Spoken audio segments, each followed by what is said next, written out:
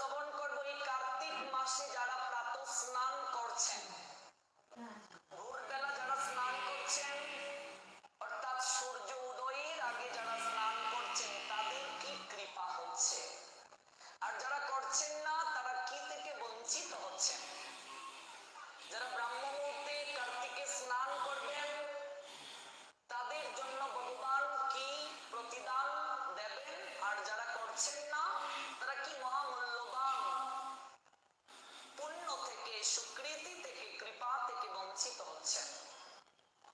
হরিভক্তি বিলাস গ্রন্থ যারা পড়েছেন, ষোড়শ বিলাসের 62, 65 এই দুটো শ্লোক থেকে আমরা দেখতে পাই হরিভক্তি বিলাস গ্রন্থ আমাদের বলছেন এই কার্তিক মাসে যারা প্রাতঃ স্নান করবে, এই কার্তিক মাসে যারা সূর্য উদয়ের পূর্বে স্নান করবে ব্রাহ্ম মুহূর্তে। ব্রাহ্ম মুহূর্তটা কখন?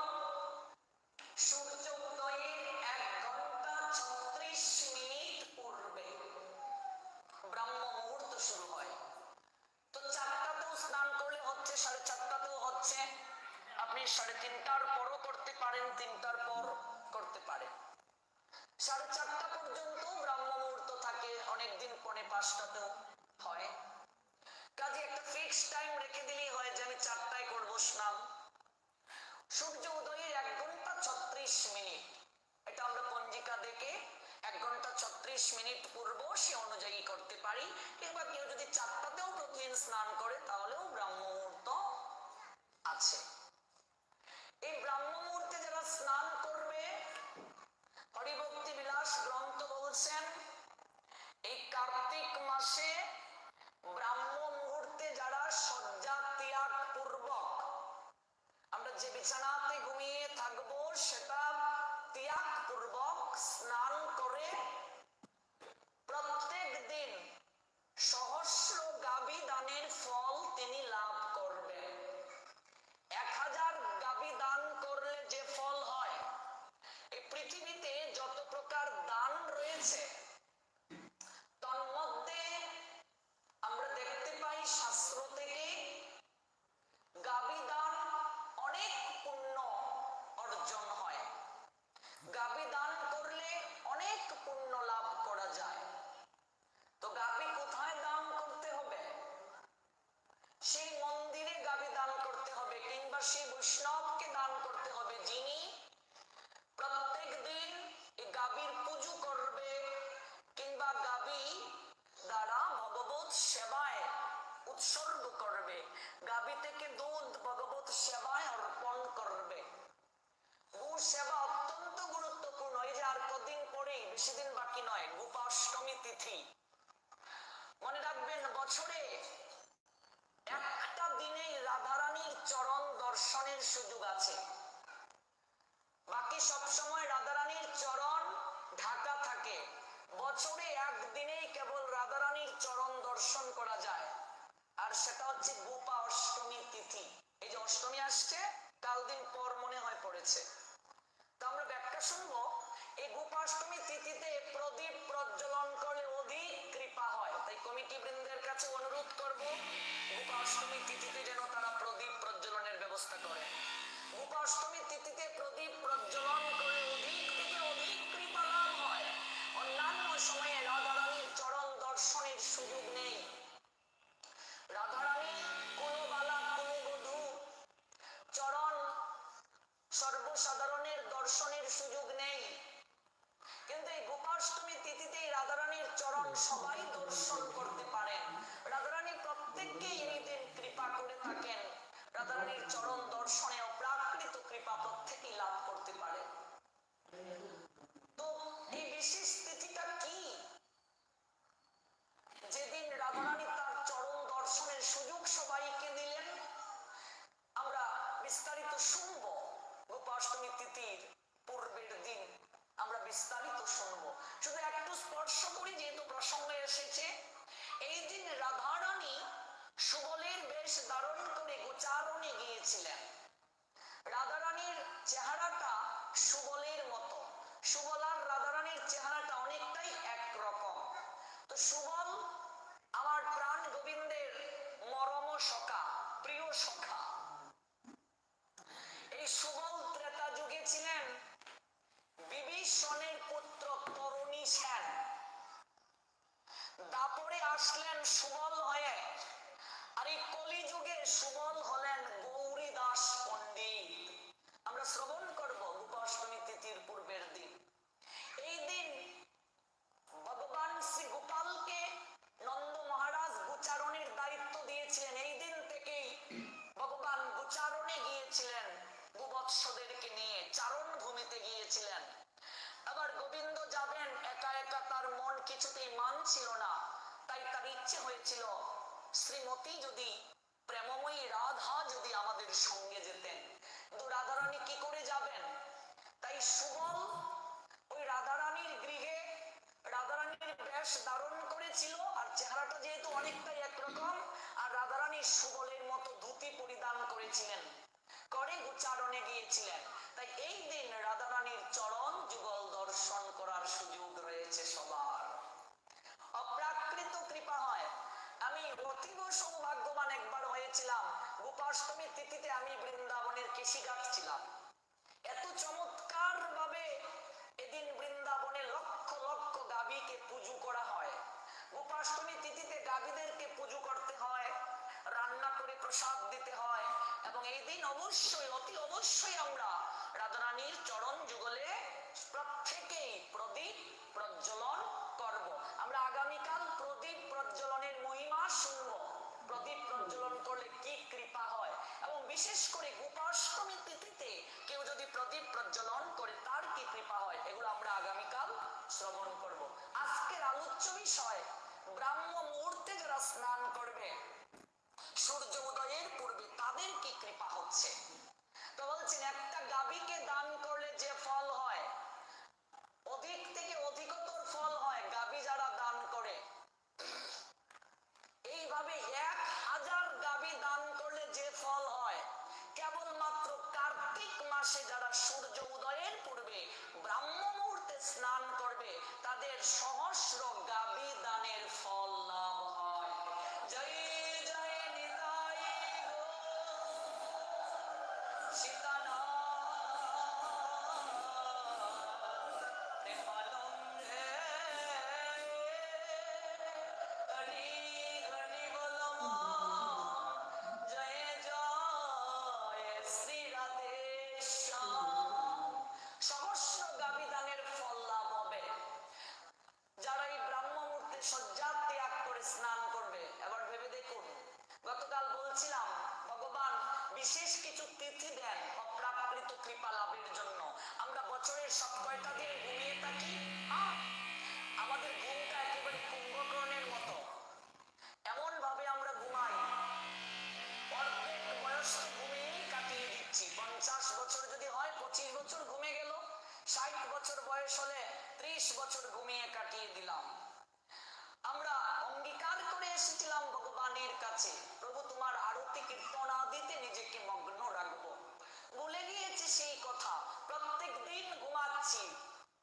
বছরে একটা মাস যদি আমরা না জাগি, তখনও যদি ঘুমিয়ে থাকি আলস্য করে, সত্যি আমরা মানুষ নয়।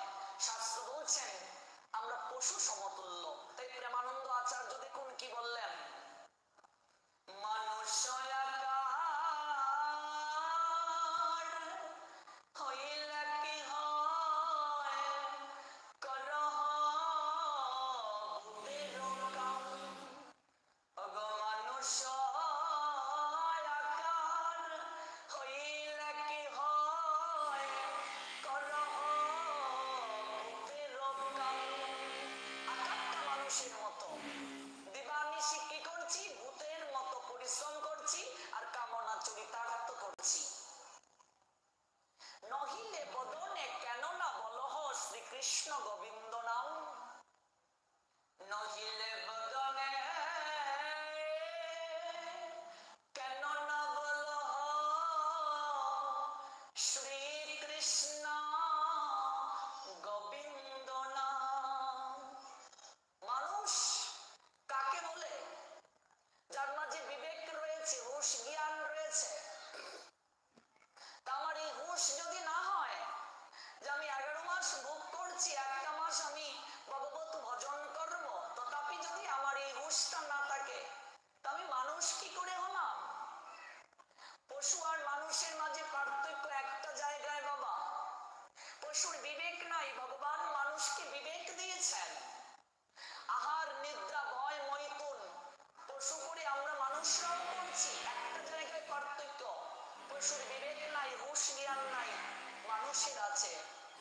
মানুষ আহার গ্রহণ করে, পশুও করে।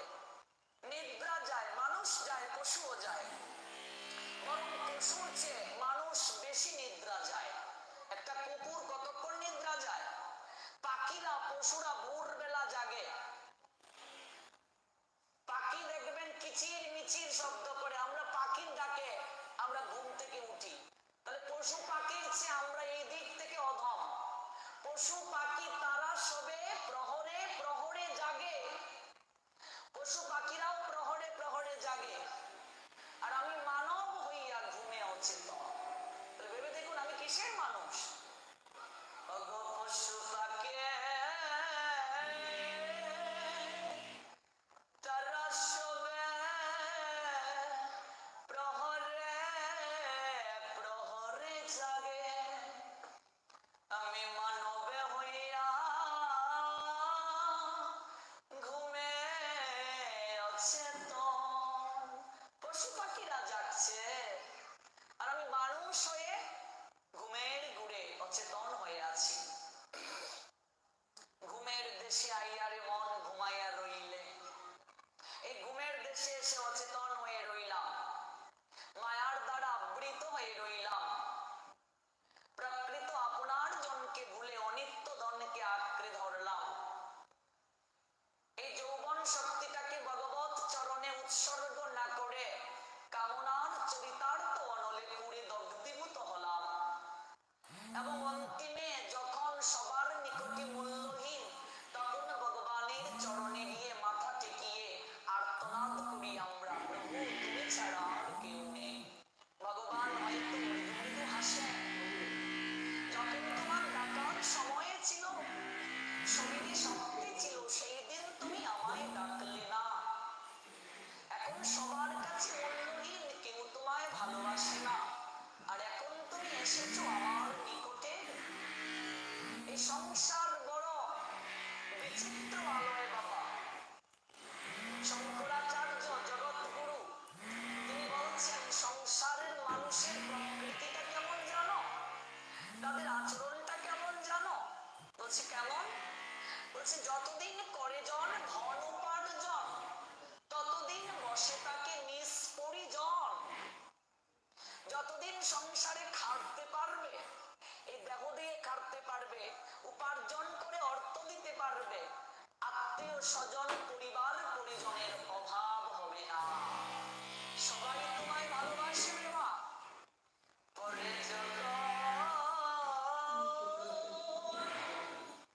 বৃদ্ধকালে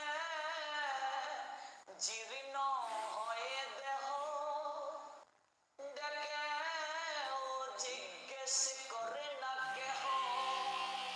আর বৃদ্ধকালে যখন এই দেহ অচল হয়ে যাবে, কেউ তোমায় জিজ্ঞেস করবে না, কেউ না।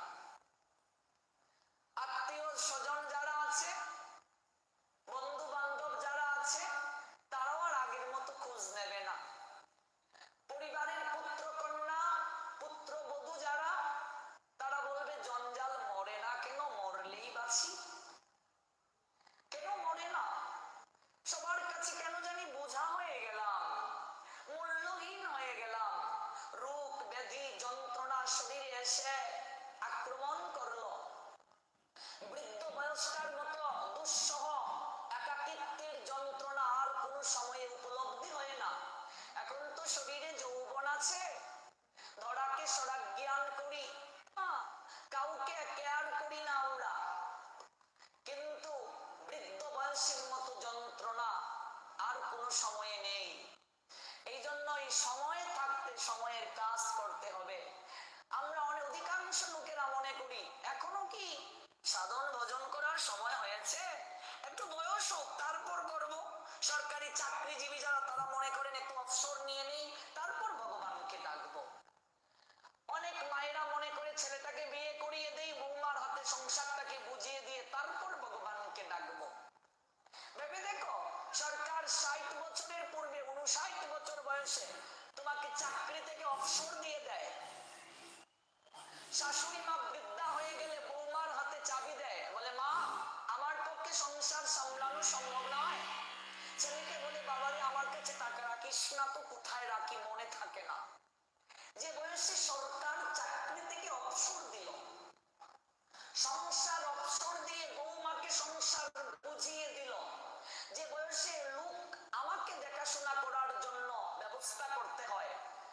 শরীরকে সাপোর্ট আরেকজন করে। এই বয়সে, এই অপদার্থ বয়সে, মূল্যহীন সময়ে কি করে আমি ভগবানকে ডাকবো বাবা? ভেবে দেখো, কি করে ভগবানকে ডাকবো? অথচ 1/3 মানুষের আমরা মনে করি সাধন ভজন এখন নয়, বয়স হলে হব। কিরে, এই বয়সে তুই একাদশী করিস?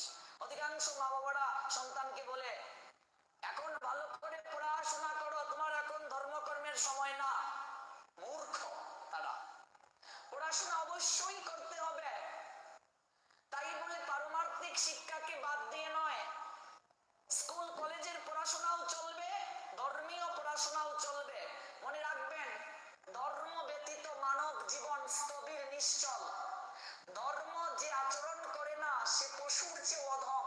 ধর্মহীনা জীবন পশুর চেয়ে অধম। পড়াশোনাও করতে হবে, ধর্ম পালনও করতে হবে, দুটো একসঙ্গে চলবে। মেইন তারের সঙ্গে সংযোগ না থাকলে লাইট জ্বলতো না, ফ্যান চলতো না। এই মনুষ্য জীবনে প্রাতিষ্ঠানিক শিক্ষার সঙ্গে ধর্মীয় শিক্ষা যদি যুক্ত করা না হয়, কখনো আমরা প্রকৃত মানুষ হতে পারবো না। অভিভাবকদের কর্তব্য সন্তানকে ভক্তি যাজনে সহায়তা করা। মনে রাখবেন, সময় কিন্তু নেই। আমরা যারা বলছি সময় আছে, ভুল করছি আমরা। একটা দিন যাওয়া মানে আমার জীবনের হিসাব থেকে একটা দিন কমে যাওয়া। যারা মনে করছি পরে করব, তাদের জীবনে করা হবে না।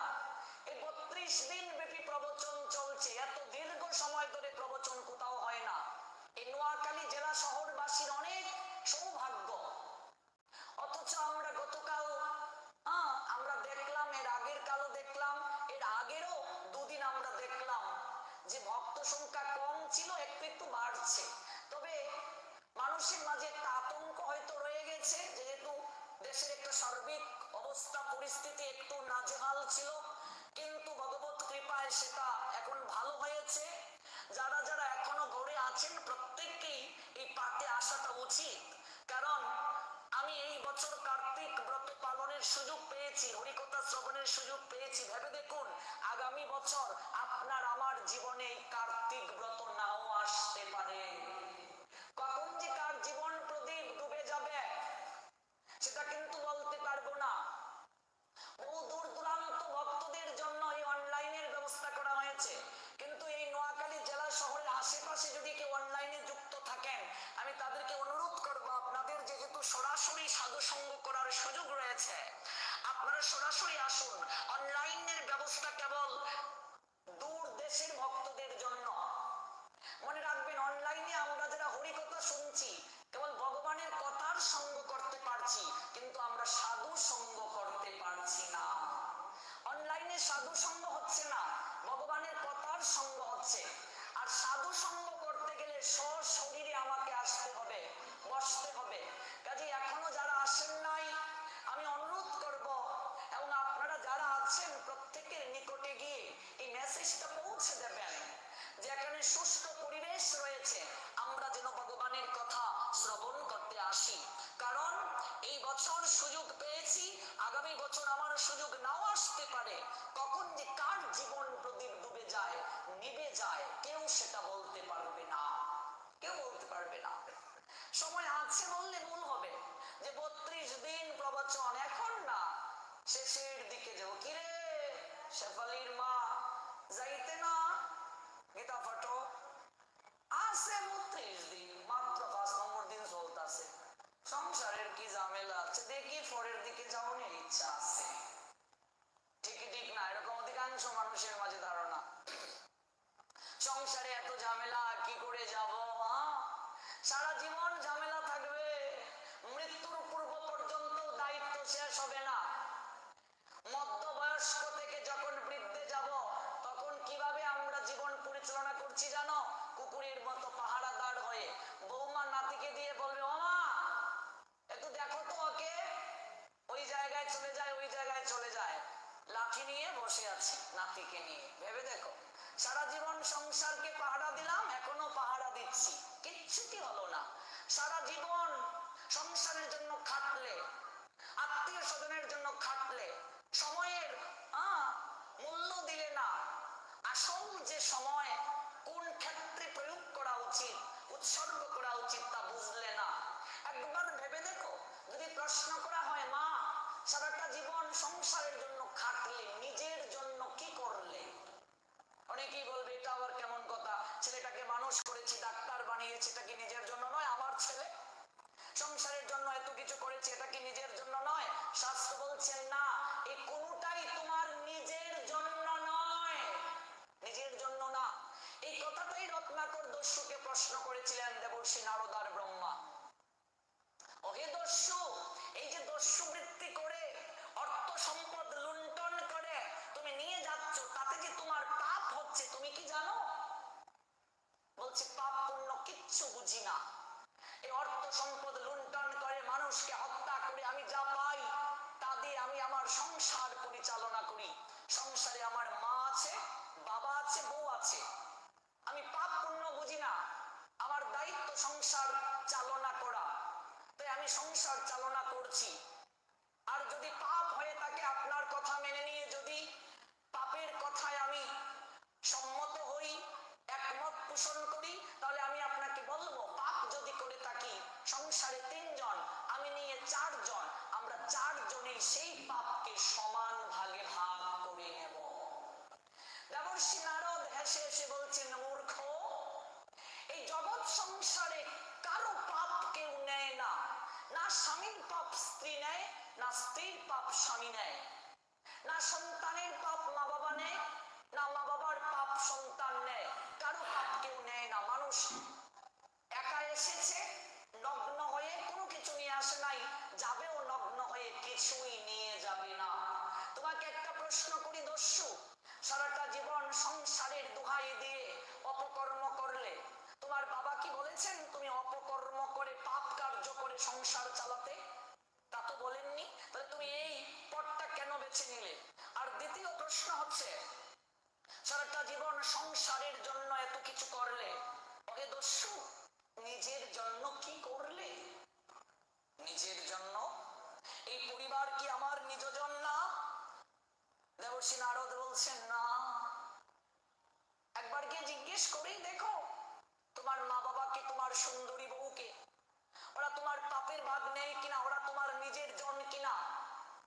দেবর্ষি, আমার মা বাবা, আমার স্ত্রী আমার পাপের ভাগ নেবে না। ব্রহ্মা বলছেন তাহলে যাও জিজ্ঞেস করে এসো। নারদ আর ব্রহ্মা দুজন তো এসেছিলেন। ব্রহ্মা বলছেন যাও জিজ্ঞেস করে এসো। নারদ বলছেন আমরা এখানে অপেক্ষা করব, দুজন যাও তুমি জিজ্ঞেস করে এসো। রত্নাকর বলছেন বাহ বাহ বাহ বাহ, তোমাদের তো বুদ্ধি কম নয়। আমি যাব আর তোমরা এই সুযোগে পালিয়ে যাবে?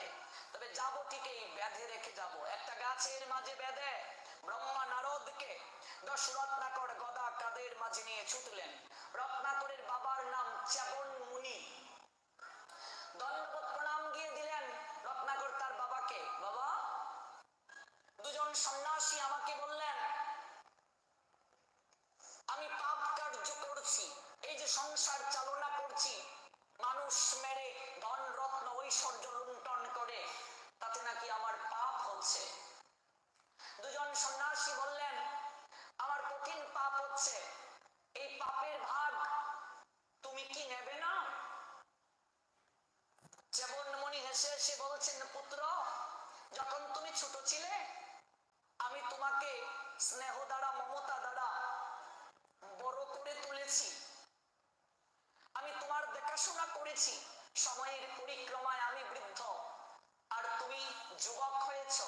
বৃদ্ধ বয়সে পিতা সন্তান হয়, সন্তান পিতার ভূমিকা পালন করে। তোমার দায়িত্ব আমার দেখাশোনা করা পুত্র। আমি তো তখনও তোমায় বলিনি তুমি মানুষ মেরে অর্থ সম্পদ লুণ্ঠন করে তুমি আমার দেখাশোনা করো। তুমি পাপ কার্য করার যে পরিস্থিতিতে তুমি আসি নাছো, আমি তো কখনো তোমায় বলে দিইনি তোমার পাপের ভাগ আমি নিতে যাব কেন পুত্র? আকাশ থেকে যেন ভুলুণ্ঠিত হলেন দস্যু রত্নাকর। এ কেমন কথা বলছো বাবা? তোমাদের ভরণ পোষণের জন্য আমি এখনো পাপ কার্য করছি, আর তুমি বলছো আমার পাপের ভাগ তুমি নেবে না? আমি তো কখনো ভাবিনি এরকম একটা উত্তর তুমি দেবে। আমি অবাক হয়ে গেলাম, তুমি আমার পাপের ভাগ নেবে না? তাহলে গর্ব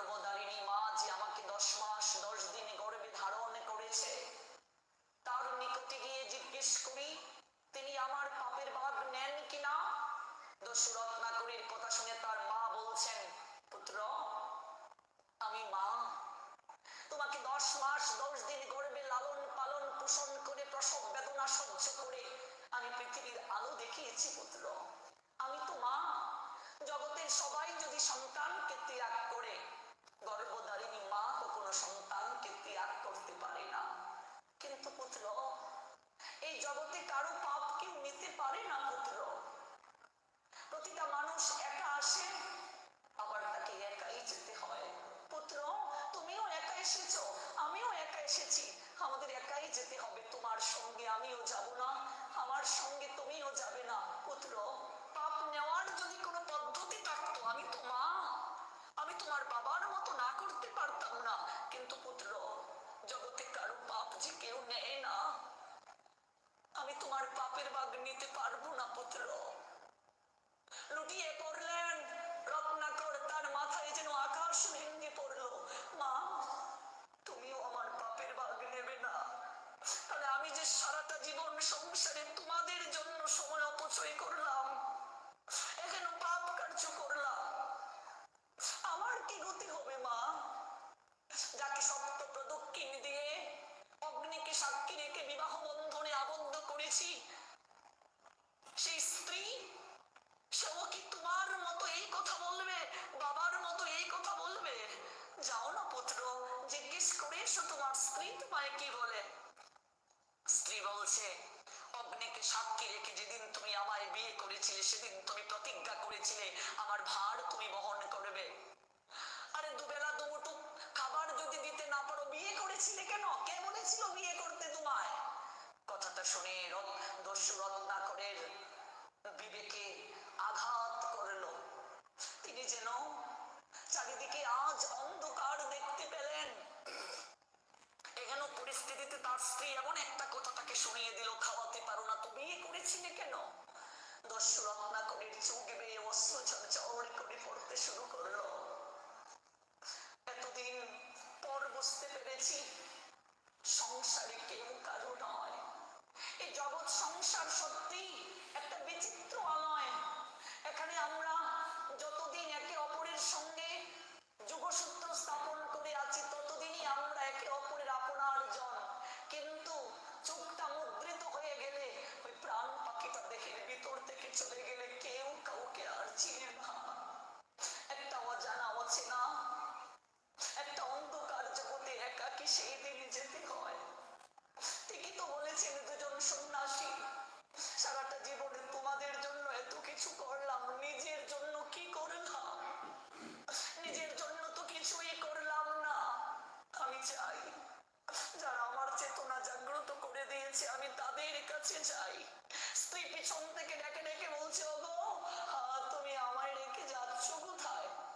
সারাটা জীবন তোমাদের জন্য এত কিছু করেছি, আজ আমার উপলব্ধি হলো আমি এত পাপ করেছি, আমার আমার কি প্রায়শ্চিত্ত হবে?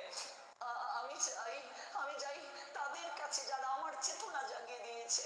এসে সাষ্টাঙ্গে প্রণতি দিয়ে মাটিতে পড়লেন, চরণ দুটি জড়িয়ে ধরে ব্রহ্মা আর নারদের বলছেন, ওহে সন্ন্যাসীগণ, ছদ্মবেশ ধারণ করে তো তারা এসেছেন, ওহে সন্ন্যাসীগণ আপনারা কে? কৃপা করে স্বরূপ দর্শন করান। আমার মা, আমার বাবা, আমার স্ত্রী কেউ আমার পাপের ভাগ নিতে চাইল না। আমার স্ত্রী আমাকে জানিয়ে দিল দুবেলা দুমুঠো খাওয়াতে পারো না, তুমি এই করেছিলে কেন? আমি মহাপাপী, কেউ আমার পাপের ভাগ নিতে রাজি নয়। আপনারা কে? আপনারা কি স্বরূপ আমাকে দর্শন করান। তৎক্ষণাৎ সেই দুজন সন্ন্যাসী নিজ স্বরূপে আসলেন, ব্রহ্মা আর নারদ। নারদের হাতে বীণা, ব্রহ্মার হাতে কমণ্ডলু। এই অপূর্ব রূপ দর্শন করে আচারীকে এই মস্তককে লুণ্ঠিত করতে শুরু করলো, আঘাত করতে শুরু করলো। রত্নাকর, হে দেবর্ষি, আমি যে মহাপাপী, আমার কি গতি হবে?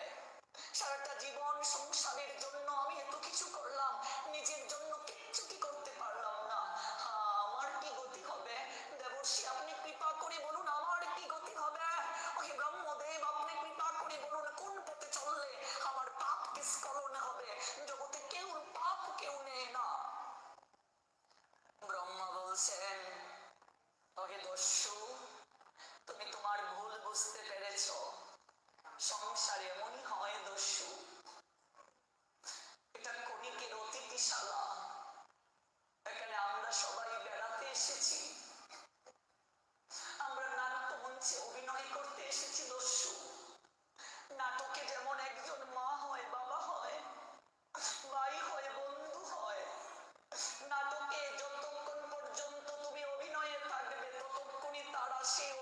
সেই চরিত্রে তোমার আপনার জন হয়ে থাকবে। ওই দস্যু নাট্যমঞ্চ থেকে নেমে গেলে তুমি যদি সেই সম্পর্কের অধিকার চাও, তোমাকে পাগল ছাড়া কেউ বলবে না। এই দেখে যতক্ষণ প্রাণ আছে ততক্ষণে এই সম্পর্ক আছে, প্রাণ দেহ থেকে চলে গেলে এই সম্পর্কের আর কোনো মূল্য নেই। জয় জয় শ্রী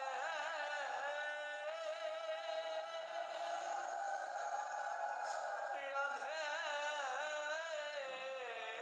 শ্যাম। হে দস্যু, এই সম্পর্কের আর কোনো মূল্য নেই। একমাত্র একটা সম্পর্কই তখন আধার হয় দস্যু।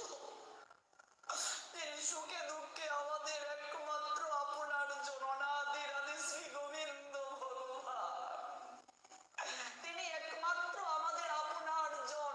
তিনি ব্যতীত জগতের বাকি সমস্ত মিথ্যে দস্যু। জগতের বাকি সমস্ত সম্পর্ক মিথ্যে। ওরে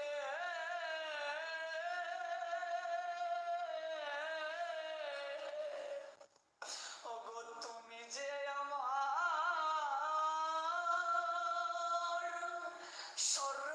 সর্বমূলাধার, ধর্ময়ের তো মুখ্য কাম।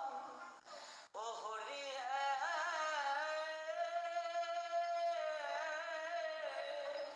তুমি মম প্রিয়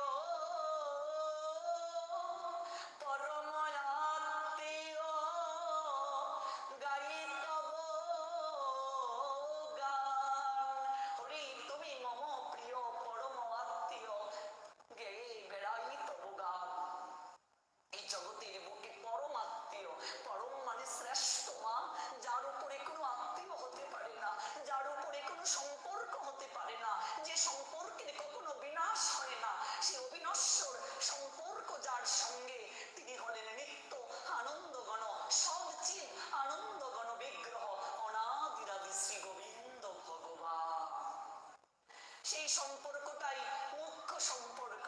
অথচ এই দুদিনের সংসারে প্রকৃত সম্পর্কের আধারকে ভুলে অনিত্য সম্পর্কের সঙ্গে নিজেকে যুক্ত করে 24 ঘন্টার মাঝে কিছুটা সময় আমরা ভগবানের জন্য রাখতে পারি না। ভেবে দেখো গতিটা কি হবে, কি গতি হবে আমাদের দস্যু। একবার ভেবে দেখো, তুমি সারা জীবন অনিত্য সম্পর্কের আধারে ডুবে রইলে, এত পাপ করলে। যাও, তুমি যেহেতু ভুল বুঝতে পেরেছ, তুমি স্নান করে আসো সরোবরে, আমি তোমাকে মন্ত্র দেব। দস্যু রত্নাকর সরোবরে স্নান করতে গেলেন।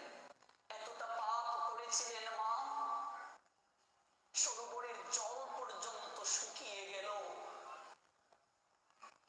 হে ব্রহ্মদেব, আমার মতো পাপী আর কেউ নেই।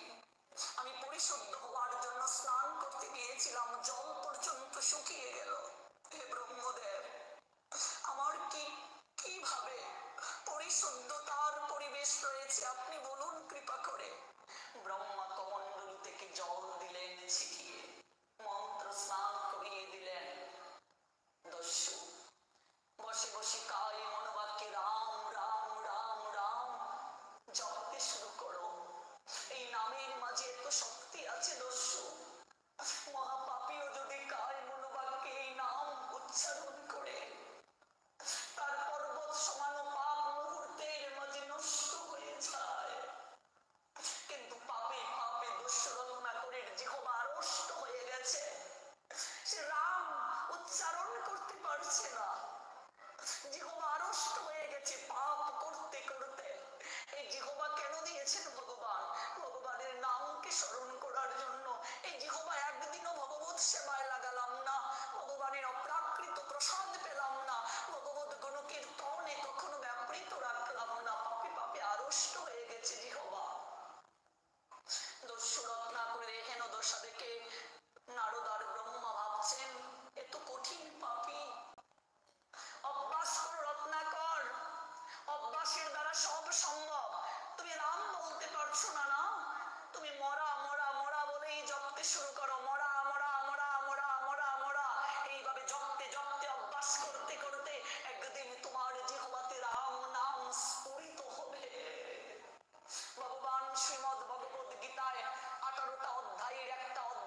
দিয়েছেন অভ্যাস যুগ, অভ্যাস করতে হবে আমাদেরকে।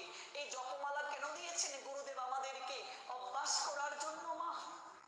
এমনিতে আমরা 24 ঘন্টায় কতবার নাম নেই, কিন্তু এই জপমালা যখন থাকবে আমাদের মাঝে একটা তাগিদ থাকবে, আজ আমার জপ সংখ্যা পূরণ হয় নাই, 16 মালা করো, 8 মালা করো, 4 মালা করো, 32 মালা কিংবা 64 মালা, যত মালাই সংকল্প করো, একটা আমাদের মাঝে তাগিদ থাকে।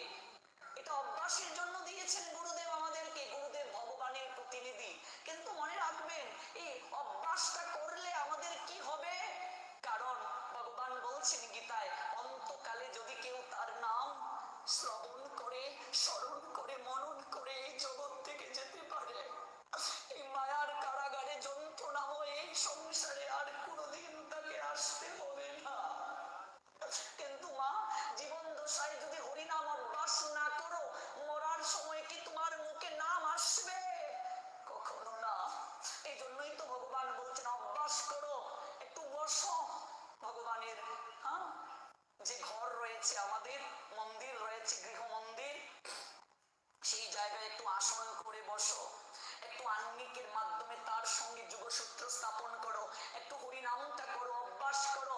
24 ঘন্টার মাঝে অন্তত 1টা ঘন্টা সময় ভগবানের জন্য রাখো। দেখবে শেষের দিনে ওই নাম জপ করতে করতে যখন তোমার অভ্যাস হবে, শেষের দিনে অবশ্যই এই মুখে মধুর নাম আসবে। জয় জয় শ্রী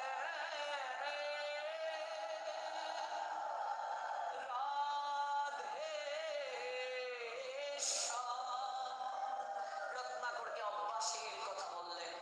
মোরা মোরা মোরা মোরা মোরা মোরা মোরা মোরা মোরা, এইভাবে অনবরত জপলে দেখবেন রাম এসে যায়। মোরা মোরা মোরা মোরা মোরা মোরা মোরা মোরা মোরা মোরা, রাম এসে গেল। জপ করতে করতে তার শরীরে বল্লিক স্তূপ বাঁধলো। বল্লিক মানে উই পোকা। বহুকাল হয়ে গেছে সাধনা করতে করতে তার শরীরে বল্লিক স্তূপাকার হয়ে গেল। ব্রহ্মার নারদ একদিন ওই পথে আবার যাচ্ছেন, কিরে ওই বল্লিকের স্তূপ থেকে নাম আসছে, রাম রাম রাম, রামের ধ্বনি, কে সে? তখন ইন্দ্র দেবতাকে স্মরণ করা হলো, তিনি বৃষ্টি পরিশন করলেন। 7 দিন 7 রাত্রি বৃষ্টি হলো। বল্লিকের স্তূপ থেকে একটা কঙ্কাল বের হয়ে আসলো। ব্রহ্মা সৃজন করলেন সেই জায়গায় মাংস। দেখলেন আহারে এত দস্যু রত্নাকর, যে রাম নামে তুমি হইলা পবিত্র, সেই গ্রন্থ রচ গিয়া রামের চরিত্র। হে রত্নাকর, এই বল্লিকের স্তূপ থেকে তোমার নতুন জীবন হলো।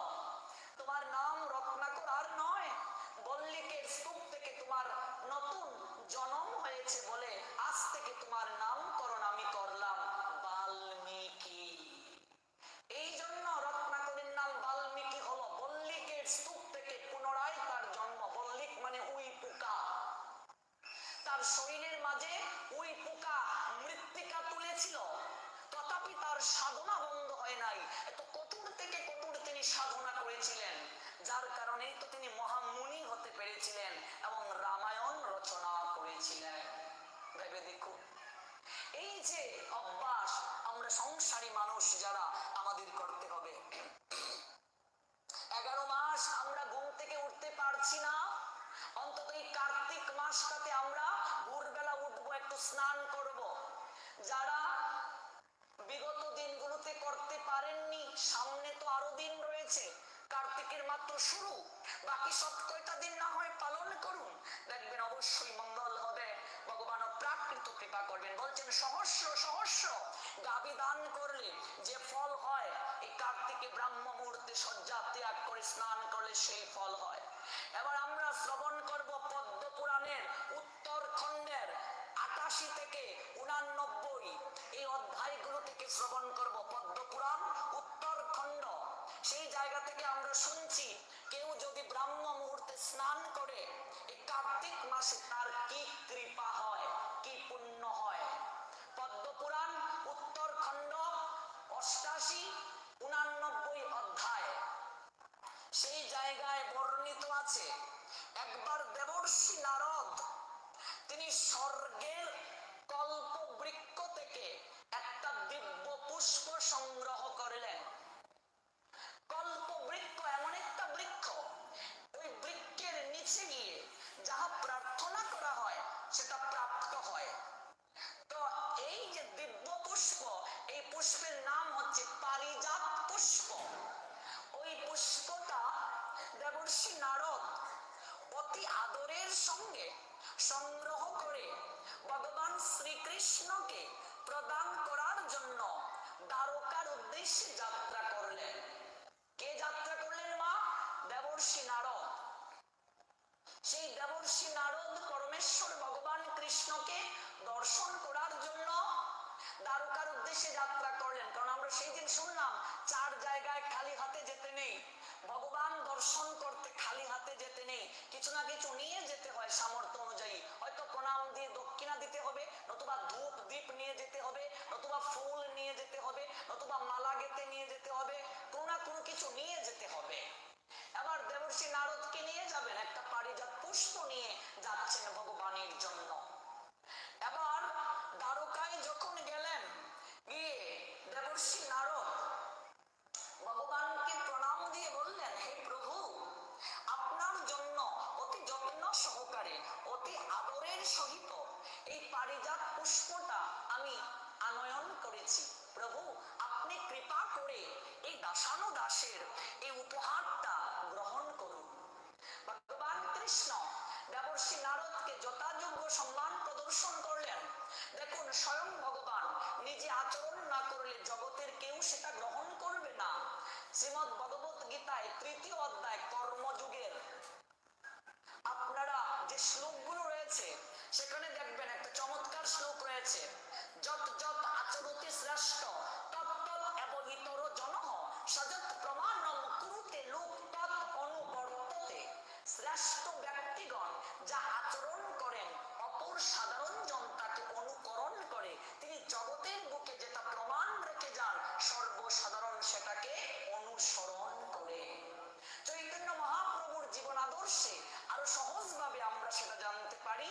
আপনি আচরে প্রভু জীবের শেখায়, আপনি না আচরিলে জীবকে শেখানো না যায়। নিজে আচরণ না করলে কেউ সেটা গ্রহণ করবে না। দেখুন, বৈষ্ণব গৃহে আসলে কি করতে হয়, সাধু গৃহে আসলে কি করতে হয়, ভগবান নিজে আচরণ করছেন, নতুবা কেউ সেটা গ্রহণ করবে না। দেবর্ষি নারদ যখন আসলেন, ভগবান তাকে সিংহাসনে বসতে দিলেন নারদকে। তারপর নিজের হাতে ভগবান তার পাদ প্রক্ষালন করলেন। বৈষ্ণবের দেখুন কতটা মর্যাদা ভগবান দেখিয়ে দিচ্ছেন। আরতি করলেন, যথাযোগ্য মর্যাদার সহিত তাকে আহারের ব্যবস্থা করে দিলেন, বিশ্রামের ব্যবস্থা করে দিলেন। আর সেই দেবর্ষি নারদ ভগবানের জন্য নিয়ে আসলেন পারিজাত পুষ্প। পুষ্পটি যখন ভগবানের হাতে দেয়া হলো, ভগবান পুষ্পটিকে আনন্দের সঙ্গে গ্রহণ করে দেবর্ষি নারদকে আশীর্বাদ প্রদান করলেন, সন্তুষ্টির সন্দেশ জ্ঞাপন করলেন। এই পারিজাত পুষ্প দেবর্ষি, তুমি যেহেতু আমার জন্য নিয়ে এসেছো, আমি অতিশয় আনন্দিত হয়েছি। আমার এই পারিজাত পুষ্পটিকে আমি 16,000 মহীয়সীর মাঝে বন্টন করে দেব। ভগবানের 16,108 জন মহীয়সী। মনে রাখবেন, অনেক মানুষেরা কৃষ্ণ চরিত্র ভালো করে না জেনে, কৃষ্ণ লীলা ভালো করে না জেনে ভগবান কৃষ্ণের চরিত্রে কালিমা লেপন করে। বলছে ভগবান কৃষ্ণের এত এত মহীয়সী 16,000-এর উপরে। তাহলে আমরা 4-5টা বিয়ে করলে দুষ্কি, সম্পর্ক রাখলে দুষ্কি। কিন্তু মনে রাখবেন, ভগবানের এই যে 16,108 মহীয়সী, ওরা কে ছিলেন? ওরা বহু জন্মে আরাধনা করেছিল ভগবানকে প্রতিরূপে লাভ করার জন্য। ওরা সাধারণ কেউ নয়। আর এই ভগবত লীলায় ওদেরকে অসুরেরা হরণ করে নিয়ে গিয়েছিল। তখন ভগবান কৃষ্ণ যেহেতু দ্বারকার অধীশ্বর, তিনি সে অসুরকে বধ করে সেই মহিষীদেরকে নিয়ে এসেছিলেন।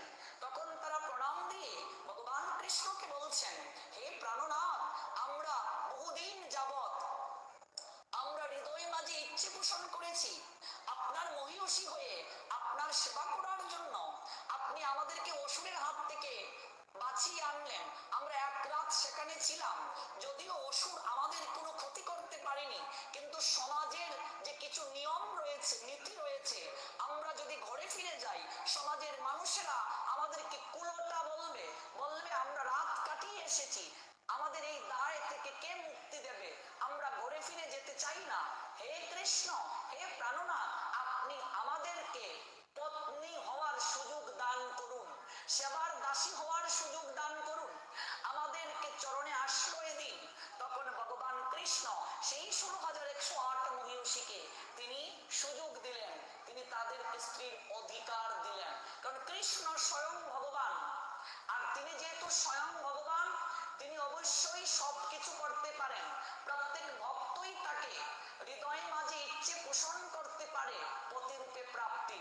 ভগবান কৃষ্ণ সাধারণ কেউ নয়, কারণ তিনি 6 দিন বয়সী, তার বয়স যখন 6 দিন ছিল তখন তিনি পুতনা রাক্ষসীকে বধ করেছিলেন। কৃষ্ণের বয়স যখন 6 দিন, তার বয়স যখন 3 মাস ছিল তিনি শকাটাসুরকে বধ করেছিলেন। তার বয়স যখন 1 বছর ছিল তিনি তৃণাবর্তকে বধ করেছিলেন। তার বয়স যখন 5 বছর ছিল তিনি অগাসুরকে বধ করেছিলেন। তার বয়স যখন 7 বছর ছিল তখন তিনি কনিষ্ঠ অঙ্গুলি দ্বারা গিরি গোবর্ধনকে 7 দিন 7 রাত তুলে ধরেছিলেন। কাজেই সেই কৃষ্ণ তিনি অল পাওয়ার সুপ্রিম বিং, তিনি 16,108 মহিষীর ঘরে 16,108 কৃষ্ণ হয়ে অবস্থান করেছিলেন। কাজে তার সঙ্গে সাধারণ মানুষের তুলনা দেওয়া যাবে না, তিনি স্বয়ং ভগবান। আর মনে রাখবেন, ভগবান কৃষ্ণ যখন বৃন্দাবনে লীলা করেছিলেন, এগুলো আমরা ভাগবতে যখন প্রবেশ করব আমরা জানবো সমাজে কুসংস্কার রয়েছে। তখন রাধারানীর বয়স ছিল 7 বছরের কম, ব্রজগোপীদের বয়স ছিল 6 বছর 5 বছর, কৃষ্ণের বয়স ছিল 9 বছরের কম। রাধারানীর সঙ্গে কৃষ্ণের যে লীলা হয়েছে, এই লীলা, এই প্রেমের মাঝে বিন্দু মাত্র কামনা ছিল না। 9 বছর বয়স ছিল কৃষ্ণের যখন রাস করেছিলেন। 10 বছর 8 মাস পরে ভগবান কৃষ্ণ বৃন্দাবন থেকে চলে এসেছিলেন অক্রূরের রথে চড়ে। 100 বছর ব্রজবাসীগণ কৃষ্ণ বিরহে ছিলেন। 100 বছরের মাঝে ভগবান কৃষ্ণ আর কখনো বৃন্দাবনে আসেন নাই। কাজেই রাধারানী যিনি কৃষ্ণ, তিনি তত্ত্বগত দিক থেকে ভগবান কৃষ্ণ তার বামঙ্গ কান্তি থেকে রাধারানীকে সৃষ্টি করলেন লীলায় পুষ্টি সাধনের জন্য। রাধা এবং কৃষ্ণের সম্পর্ককে, প্রেমটাকে জড় জগতের প্রেমের সঙ্গে তুলনা করলে পাপ হবে। রাধা কৃষ্ণের প্রেম হচ্ছে নিষ্কাম প্রেম, দেহের ঊর্ধ্বে প্রেম। রাধারানী দুটা তত্ত্বে জগৎকে শিক্ষা দিয়েছেন, গুরু তত্ত্ব আর ভক্ত তত্ত্ব। গুরু রূপে জগৎকে শিক্ষা দিয়েছেন তিনি ভগবান কৃষ্ণের গুরু, প্রেমের গুরু। আর ভক্ত রূপে শিক্ষা দিয়েছেন কেমন করে ভগবান কৃষ্ণকে ভালোবাসতে হয়। এই শিক্ষার জন্য ভগবান বামঙ্গ কান্তি থেকে তাকে সৃষ্টি করলেন। তার সঙ্গে জড়জগতের সম্পর্কের তুলনা হয় না। অথচ ভারতের সিরিয়াল স্টার জলসা, জি বাংলা, কালার্স বাংলা ইত্যাদি সিরিয়ালগুলোতে যেভাবে কৃষ্ণ লীলা দেখাচ্ছে, এই সিরিয়ালগুলো দেখলেও মানুষ নরকে যাবে। আর মূর্খ পরিচালকেরা ধর্মের নামে ব্যবসা করে শাস্ত্র গ্রন্থকে ওরা কি করছে, সম্পূর্ণরূপে পরিবর্তন করে মন গড়া কাহিনী দেখাচ্ছে। এই যে স্টার জলসা, জি বাংলা, কালার্স বাংলায় কৃষ্ণ লীলা দেখাচ্ছে, সেই কৃষ্ণের বয়স কত? যুবক বয়সে আমরা দেখতে পাই। অথচ ভগবান কৃষ্ণ বৃন্দাবনে যখন লীলা করেছেন, কৃষ্ণের বয়স 9 বছরের কম ছিল। মনে রাখবেন, আমাদের গোস্বামীগণ বলছেন, কেউ যদি কৃষ্ণ লীলা দেখাতে চায় অভিনয় করে, অবশ্যই তার বয়স 9 বছরের কম হতে হবে। 9 বছরের উপরে কেউ যদি কৃষ্ণ সেজে লীলা দেখায়, এটা দর্শন করলেও পাপ হবে। কারণ কৃষ্ণ যখন লীলা করেছিলেন তার বয়স কম, রাধারানীর বয়স 7 বছরের কম। একটা 6 বছরের একটা বাচ্চাকে যদি কেউ জড়িয়ে ধরে চুমু খায়, সমাজ কখনো খারাপ চোখে দেখে না, দেখে? কারণ তার কাম জাগ্রত হয় নাই। রাধা কৃষ্ণের প্রেমটাও সেইভাবে ছিল। অথচ সিরিয়ালগুলোতে যেভাবে ধর্মটাকে অপব্যাখ্যা দেয়া হচ্ছে, আর আমরা হিন্দুরা কৃষ্ণ রাধার লীলা ছিল। ভুল করছেন, কখনো এই স্থান দেবেন না। ভারতের যে সিরিয়ালগুলো দেখাচ্ছে সবগুলো ধর্মের অপব্যাখ্যা দিয়ে সমাজকে ধর্ম থেকে বিস্মৃত করছে। ওই সিরিয়ালগুলো দেখে কখনো ধর্মকে বিবেচনায় আনবেন না। মনে রাখবেন, ভারতের সিরিয়ালগুলো একটাও আমাদের শাস্ত্রের সঙ্গে সম্পর্ক নেই। সম্পূর্ণ কাল্পনিক, সম্পূর্ণ মন গড়া কাহিনী। একটার সঙ্গেও আমাদের মূল শাস্ত্র গ্রন্থের, ধর্মগ্রন্থের কোনো সম্পর্ক নেই। আজকে আমাদের ধর্মটাকে যে যেভাবে পারে সেইভাবে ভুল ব্যাখ্যা দিচ্ছে, যে যেভাবে পারে সেইভাবেই মানুষের সামনে তুলে ধরছে। রাধা কৃষ্ণকে নিয়ে যে যেভাবে পারে গান রচনা করছে। সত্যি এগুলো দুঃখজনক, কেউ প্রতিবাদ করে না। হিন্দুরা সহিষ্ণু জাতি, কিন্তু এই সহিষ্ণুতাই তাদের আজকে বিপদের কারণ হয়ে দাঁড়াচ্ছে। তাদের অস্তিত্ব হুমকির মুখে হচ্ছে। তাদেরকে অস্তিত্বে আঘাত করার পর হিন্দুদের মাঝে একতা নাই, ওরা জেগে উঠে না। এতটা সহিষ্ণুতা হওয়া ভালো নয়। মনে রাখবে, অতি ভার বেরো না, ঝড়ে ভাঙবে মাথা, অতি নিচু হইও না, ছাগলে খাবে পাতা।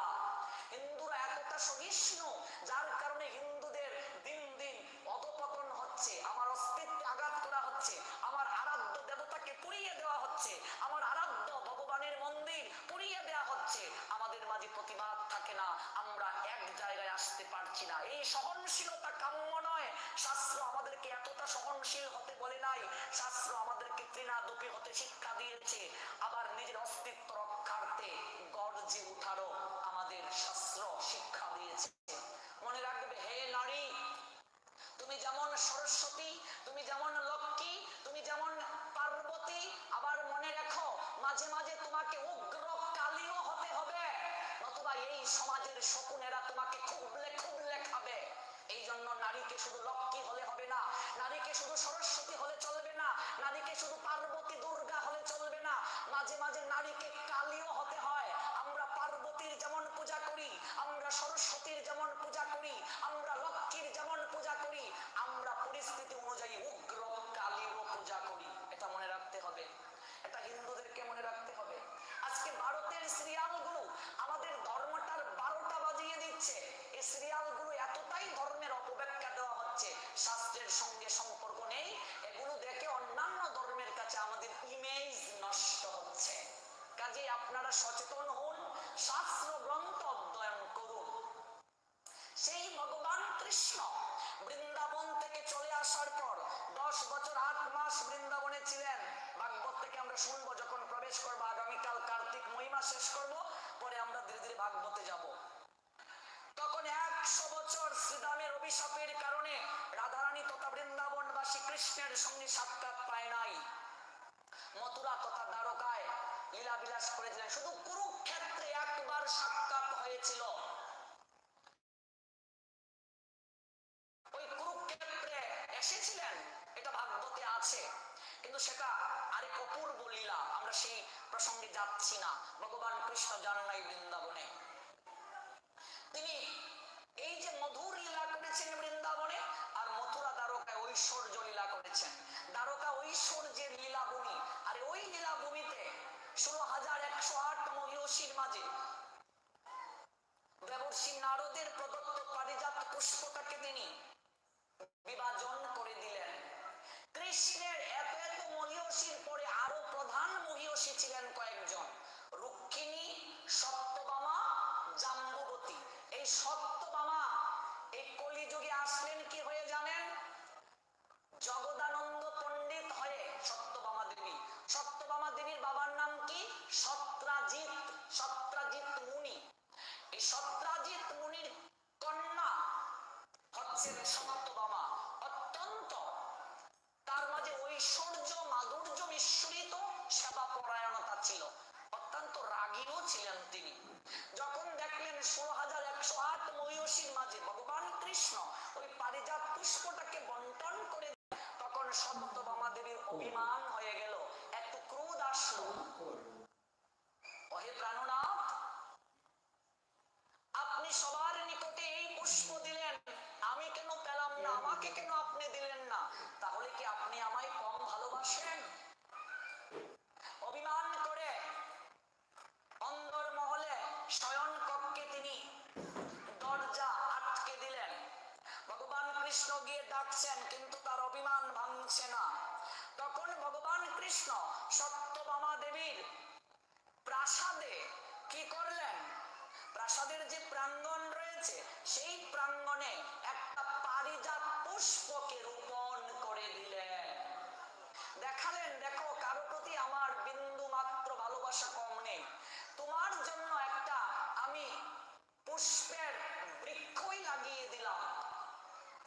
সত্যভামা দেবীকে ডাকছেন, হে সত্যভামা, তোমার প্রাসাদের প্রাঙ্গণে আমি ওই পারিজাত দিব্য পুষ্প তুমি যেন পেতে পারো বৃক্ষ লাগিয়ে দিয়েছি, তুমি দ্বার উন্মোচন করো।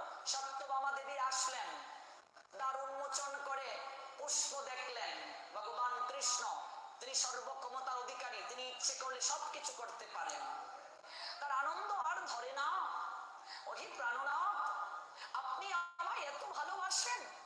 পারিজাত একটা পুষ্প হাতে নিয়ে বলছেন, আচ্ছা প্রাণনাথ, আমার হৃদয়ের মাঝে একটা প্রশ্ন জেগেছে, আমার মনে কৌতূহল জেগেছে।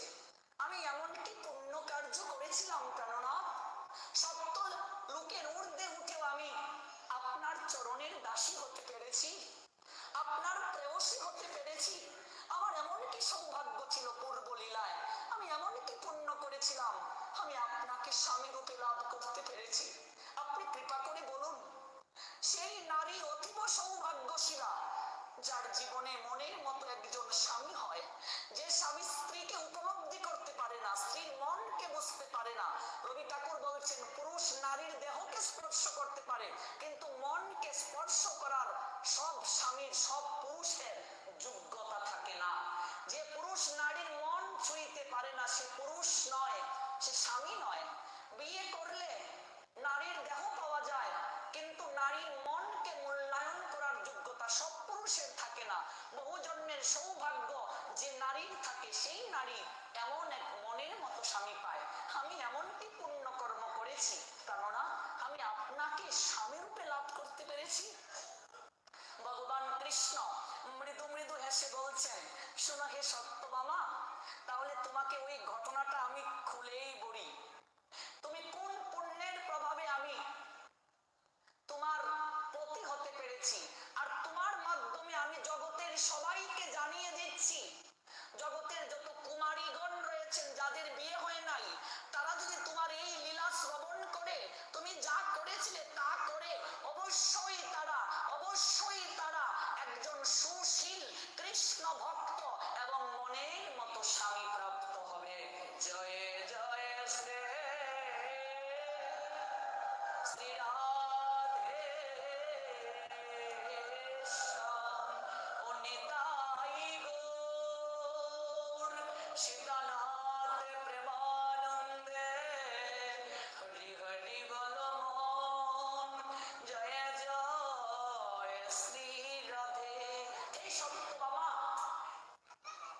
তুমি সত্যযুগের শেষ ভাগে হরিদ্বার, ভারতের যে হরিদ্বার রয়েছে, এই হরিদ্বারের একটা নাম হচ্ছে মায়াপুরী। সেই হরিদ্বারে দেব শর্মা নামক এক অত্রি কুলজাত ব্রাহ্মণের কন্যা রূপে তিনি জন্ম নিয়েছিলেন। অর্থাৎ সত্যযুগের শেষ ভাগে হরিদ্বারে দেব শর্মা নামক অত্রি কুলজাত এক ব্রাহ্মণ বাস করতেন। তিনি ছিলেন সমগ্র বেদ শাস্ত্রে পারঙ্গম, অতিথি বৎসল, অগ্নিহোত্র এবং সূর্যব্রত পালনে তিনি নিষ্ঠাপরায়ণ ছিলেন। তিনি নিয়মিত সূর্যের আরাধনা করতেন। মনে রাখবেন, এই সূর্য দেবতা আমাদেরকে আলো দিচ্ছে, পবন দেবতা আমাদেরকে বাতাস দিচ্ছে, বরুণ দেবতা জলের দেবতা, তিনি আমাদেরকে জল দিচ্ছেন। এই যে লাইট জ্বলছে প্রতি মাসে বিল দিতে হয়, ফ্যান চলছে প্রতি মাসে বিল দিতে হয়, জল তুলছি আমরা মোটর দিয়ে, সাপ্লাই ব্যবহার করছি, বিল দিতে হয়। একদিন সূর্য যদি এসে বলে, আমি যে সারা জীবন তোমাকে আলো দিলাম, আমার বিল পরিশোধ করো, কি বলবো আমরা? এই জন্য আমরা সূর্যের কাছে ঋণী মানুষ। 5টা ঋণ নিয়ে জন্মগ্রহণ করে, একটা দেব ঋণ। সূর্যকে প্রণাম দিতে হবে স্নান করে প্রত্যেক দিন। ওম জবা কুসুম সনকাসুম কাশ্যপ্যায়ং মহাদূতিং দান্তারিং সর্বপাপগ্নং প্রণতয়স্মি দিবাকরং। সূর্য দেবতাকে প্রণাম দিতে হবে। আমরা সমস্ত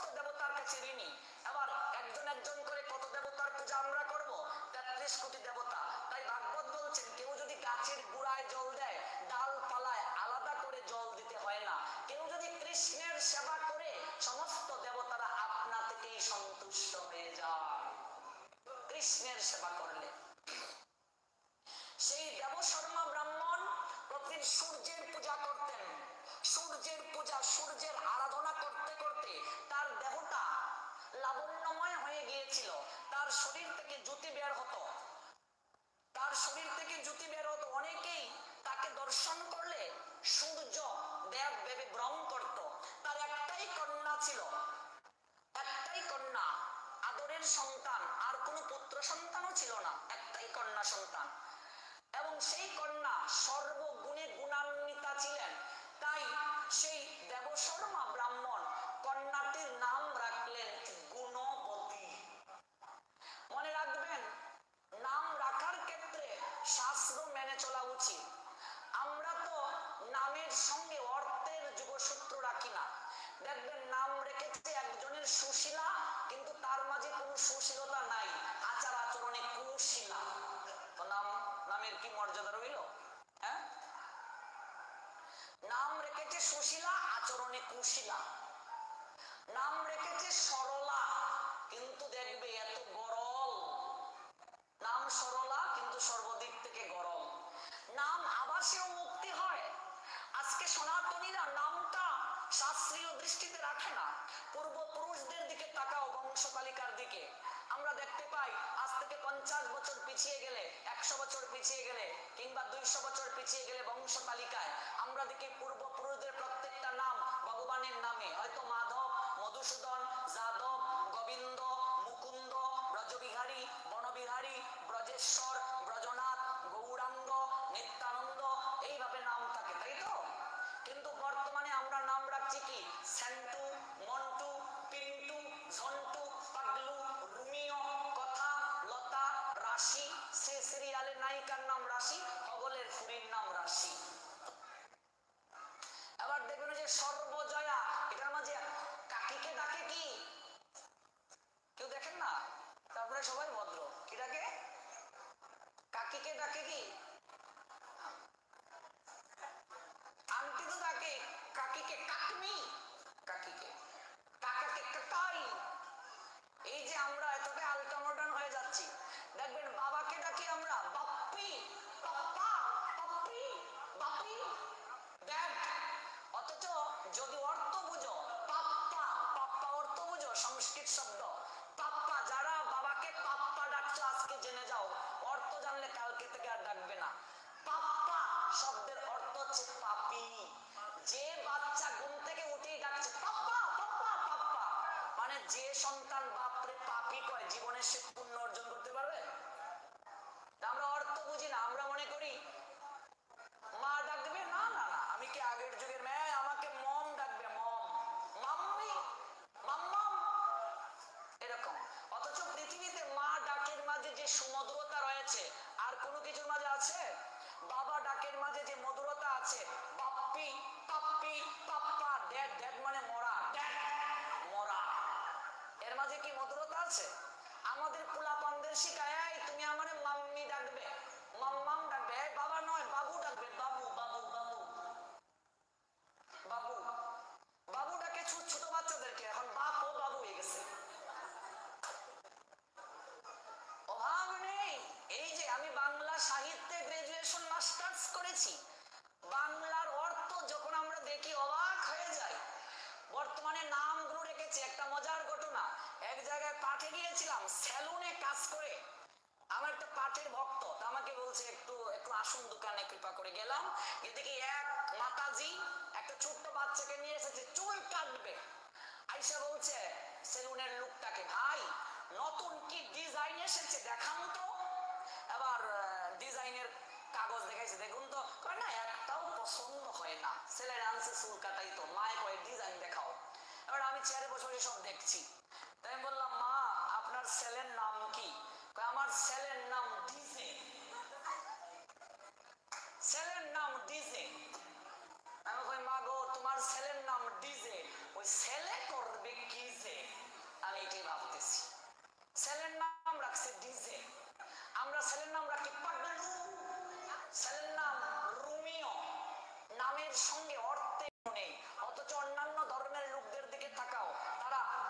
আমাদের শাস্ত্রীয় ধর্মগ্রন্থ অনুযায়ী নাম রাখে।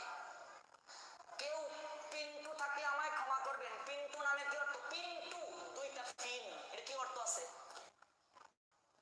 নাম আবাস আছে ভাগবতে। কেউ যদি সন্তানের নাম বৈদিক রাখে, ভগবানের নামে রাখে, অনন্ত কৃষ্ণের নাম অনন্ত মহিমা। তোমার ছেলের নাম যদি রাখো তুমি গোবিন্দ, ভগবানকে যদি তুমি 24 ঘন্টায় নাও ডাকো, অন্তত কয়েক হাজার বার ভগবানকে তোমার ডাক হবে। এই গোবিন্দ, ঘুম থেকে উঠ, এই গোবিন্দ স্নান কইরা, এই গোবিন্দ খাইতে, এই গোবিন্দ পড়তে, এই গোবিন্দ।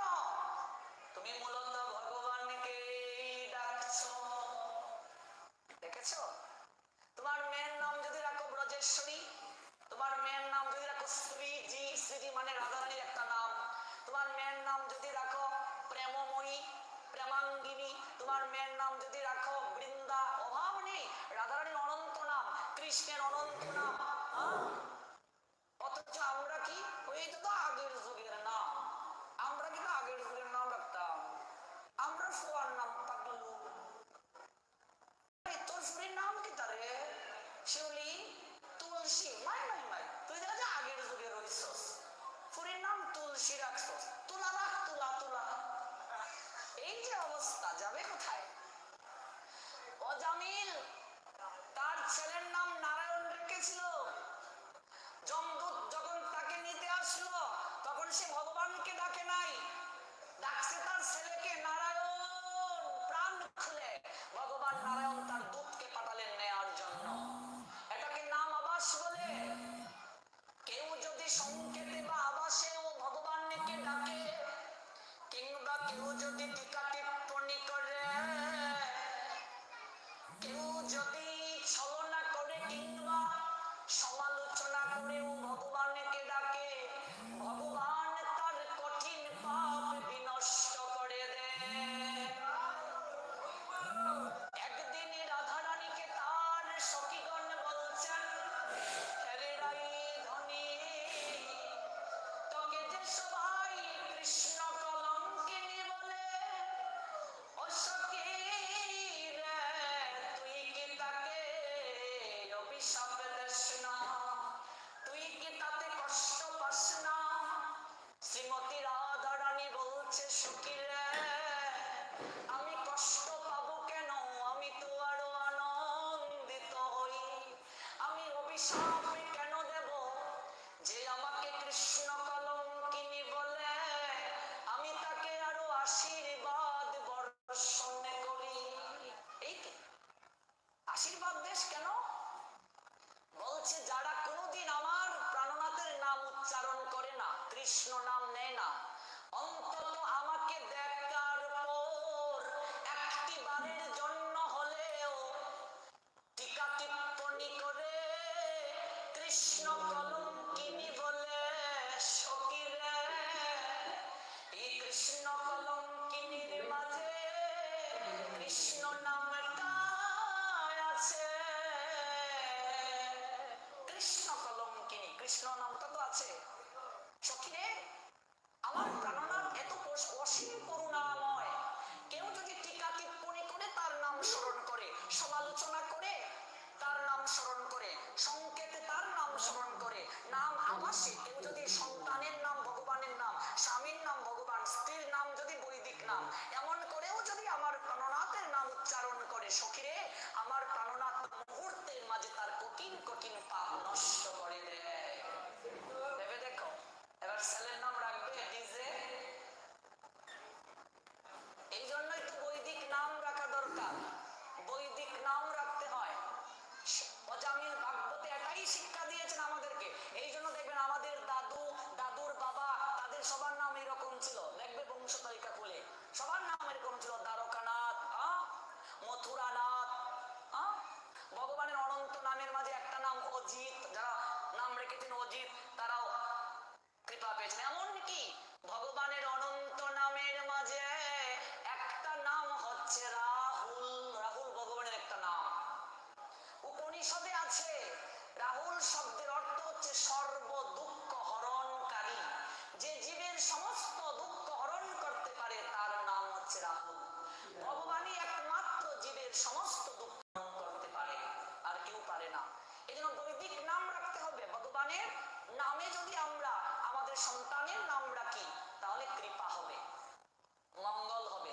আপনার স্ত্রীর নাম যদি হয় ব্রজেশ্বরী, রাধেশ্বরী, তাহলে আপনি ব্রজেশ্বরী একটু জল নিয়ে আসো, মূলত আপনি রাধারানীকে ডাকছেন।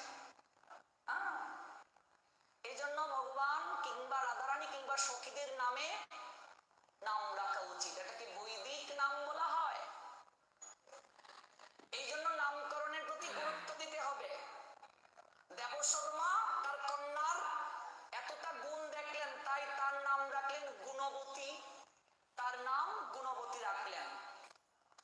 আবার ভাবছেন দেবশর্মা আমার মেয়ে অত্যন্ত আদরের, আমি কার কাছে তাকে বিয়ে দেব, এমন একটা সুপাত্র দরকার। তাই দেবশর্মা তার একজন শিষ্য যাকে তিনি ভালোবাসতেন, তার নাম হয়েছে চন্দ্র, সেই চন্দ্রের নিকটে তার গুণবতী এই সুশীলা কন্যাটিকে বিবাহ দিলেন। তুমি আমার সবচেয়ে প্রিয় শিষ্য, আমার অন্তরের ধন কন্যাটিকে আমি তোমার নিকটে সমর্পণ করে দিলাম। একদিন দেবশর্মা তার শিষ্য এবং জামাতা চন্দ্রকে নিয়ে তিনি রওনা দিলেন কুশ এবং সমিদ সংগ্রহ করার জন্য, যজ্ঞ করবেন। চন্দ্রকে তিনি সন্তানের মতো ভালোবাসতেন। কোথায় রওনা দিলেন? হিমালয়ের দিকে রওনা দিলেন। হিমালয়ের দিকে যখন রওনা দিলেন, ভ্রমণ করছেন, ওই ভ্রমণ করতে করতে হঠাৎ দেখলেন একটা রাক্ষস তাদের দিকে ধেয়ে আসছে। সর্বঙ্গ কম্পিত হতে শুরু করলো দেবশর্মা আর চন্দ্রের। রাক্ষসটা তাদের দিকে ধেয়ে আসছে এবং বিধির বিধান অলঙ্ঘনীয় ওই রাক্ষস এসে চন্দ্র এবং দেবশর্মা দুইজনকে বধ করলো, দুইজনকে মেরে ফেললো। কিন্তু চন্দ্র দেবশর্মা যেহেতু জীবনে অনেক পুণ্য কার্য করেছেন, সূর্য নারায়ণের আরাধনা করেছেন, তাই সেই ধর্ম কর্ম ও পুণ্যের প্রভাবে ভগবান কি করলেন? তাদের সমস্ত পাপকে নষ্ট করে দিলেন এবং তারা মুক্তি লাভ করেছিল। কিন্তু গুণবতী যখন জানল তার স্বামী এবং তার জন্মদাতা পিতা দুজনেই রাক্ষসের করাল ঘাতে তারা বধ হয়েছেন, তখন আচারীকে তিনি মাটিতে পড়লেন আর বললেন, এটাই কি আমার ভাগ্যে ছিল? বিবাহের কদিন পরে আমি বৈধব্য ব্রত ধারণ করলাম। হে প্রভু, হে বিধি, এটাই কি তুমি আমার কপালে লিখেছিলে? আমার সমস্ত কিছু তুমি নিয়ে নিলে, আমাকে এতিম বানিয়ে দিলে, আমাকে স্বামী সুহাগ থেকে তুমি বঞ্চিত করলে। এই পৃথিবীতে আমার আর কেউ নেই। ভগবান বিষ্ণুর মন্দিরে গিয়ে প্রার্থনা করে বলছেন, হে প্রভু, আজ থেকে তুমি আমার সব, তুমি আমার পতি, তুমি আমার একমাত্র গতি এবং তুমি আমার অভিভাবক। আমি আমি তোমাকে ছাড়া আর কাউকে ভালোবাসবো না। সেই গুণবতী জীবনে দুইটা ব্রত করতেন। এই কথাগুলো কে শোনাচ্ছেন? ভগবান কৃষ্ণ। কাকে শোনাচ্ছেন? সত্যভামা দেবীকে। বলছেন এই গুণবতী দুটা ব্রতই জীবনে করতেন। এক হচ্ছে একাদশী ব্রত, আরেক হচ্ছে কার্তিক ব্রত। এই দুইটা ব্রত করতেন, আর কোনো ব্রত তিনি করতেন না, দুইটা ব্রতই তিনি করতেন। এবং এই কার্তিক মাসে তার সংকল্প ছিল তিনি প্রত্যেক দিন ব্রাহ্ম মুহূর্তে স্নান করবেন, ভোর বেলা তিনি স্নান করবেন ব্রাহ্ম মুহূর্তে। গুণবতী প্রত্যেক দিন ব্রাহ্ম মুহূর্তে সূর্য উদয়ের 1 ঘন্টা 36 মিনিট পূর্বে স্নান করতেন এবং প্রত্যহ স্নান করতেন। আর ব্রাহ্ম মুহূর্তে স্নান করলে এতটা কৃপা হয়, সহস্র গাভীদানের ফল লাভ হয়, প্রচুর পুণ্য হয়। আর একাদশী ব্রত করলে তো কত পুণ্য শুধু নয়, স্বীকৃতি হয়। আমরা গতকাল একাদশীর কথা জেনেছি, 3টা তিথিতে পাপ করলে ক্ষমা নাই। একাদশী তিথি, কার্তিক মাস, অক্ষয় তৃতীয়া তিথি। গুণবতী ওই দুটা ব্রতই করতেন, একাদশী ব্রত আর হচ্ছে কার্তিক ব্রত। ব্রাহ্ম মুহূর্তে স্নান করে তিনি ভগবান বিষ্ণুকে পতি রূপে সমস্ত ভোগ নৈবেদ্য অর্পণ করতেন, চরণে তুলসী দিতেন।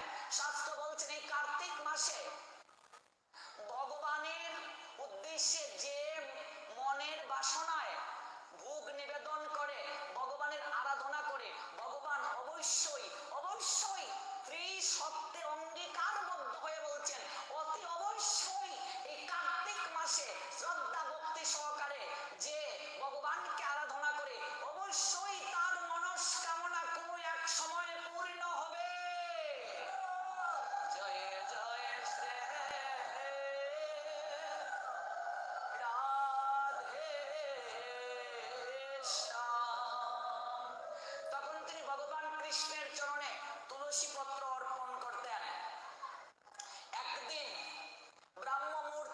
স্নান করতে তিনি যাচ্ছেন, খুবই পীড়িত গুণবতী, শরীরে প্রচন্ড জ্বর এসেছে। বিছানা থেকে কোনো ক্রমে উঠলেন, গঙ্গায় গেলেন স্নান করতে। আবার তিনি উঠবেন কি করে? স্নান করে তীরের মাঝেই, সেই গঙ্গা তীরেই তিনি ঢলে পড়লেন। পীড়িত দেহ আর তুলতে পারলেন না, মৃত্তিকায় লুটিয়ে পড়লেন। চোখটার মুদ্রিত হয়ে যাচ্ছে। তখন তিনি অনুভব করছেন চারিদিকে আলোকিত হয়ে গিয়েছে অন্ধকার। যেহেতু তখনও গুটগুটে অন্ধকার ছিল ব্রাহ্ম মুহূর্তে, কিন্তু চারিদিক আলোকিত হয়ে গেছে। একটা রথ এসে নামলো, জ্যোতি বের হচ্ছে। ওরা বিষ্ণুদূত, ওরা এসে হরিনাম করে নারায়ণ নারায়ণ বলে ওরা গুণবতীর দেহটাকে পরিক্রমা করছে। ভেবে দেখো মা, ব্রাহ্ম মুহূর্তে স্নান করার কারণে পরিক্রমা করছে। বলছে, হে দেবী, আপনি এই কার্তিক মাসে ব্রাহ্ম মুহূর্তে স্নান করতেন। আপনার জীবনে যেদিন থেকে আপনি সংকল্প নিয়েছেন ব্রতের, একদিনও আপনি ব্রাহ্ম মুহূর্তে স্নান মিস করেন নাই।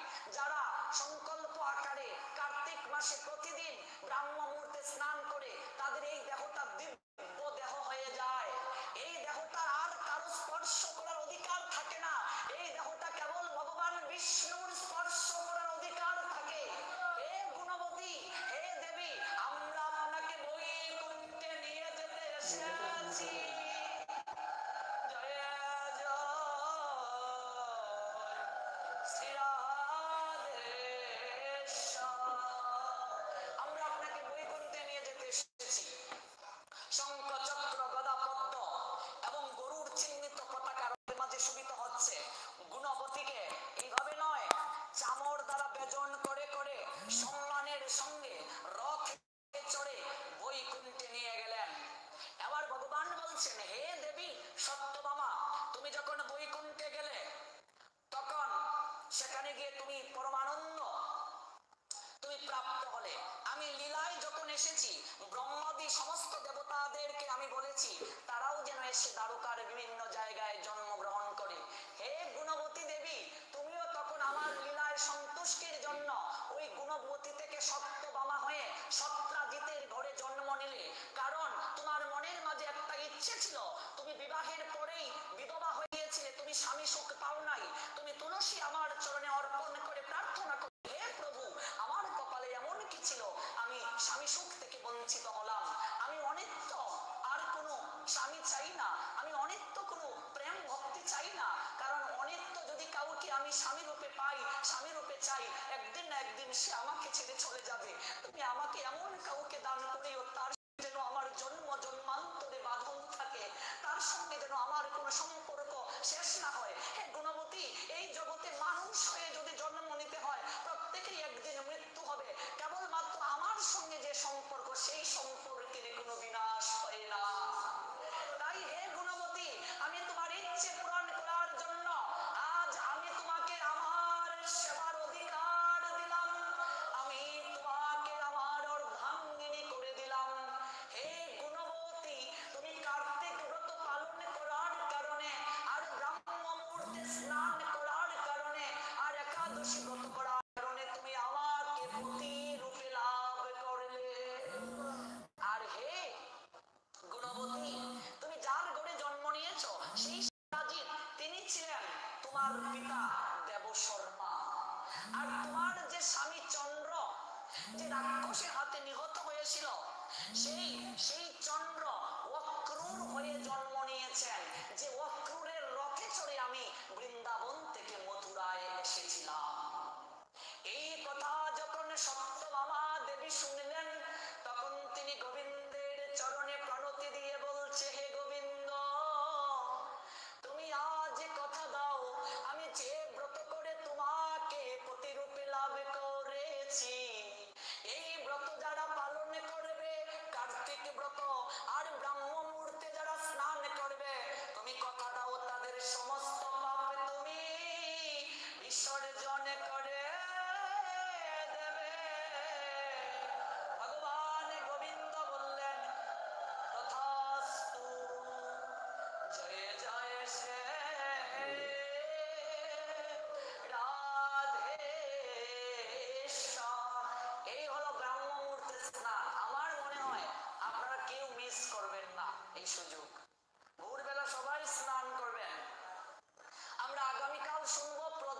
প্রজ্বলনের মহিমা। আজকে এখানেই বিশ্রাম টানব। মন্দিরের উন্নয়নের কাজ চলছে এবং অন্নকূট সামনে। আপনারা যারা এই অন্নকূটে মহান সেবায় অংশগ্রহণ করেন, জওহরলাল প্রভুজির নিকটে আপনারা অবশ্যই যোগাযোগ করবেন, অনুদান দেবেন। চলুন আমরা একটু গৌর হরির চরণে প্রেম ভক্তি অঞ্জলি নিবেদন করে আজকের মতো এখানেই আলোচনা বিশ্রামের পথে যাব। আগামীকাল আমরা এই জায়গা থেকে শুনবো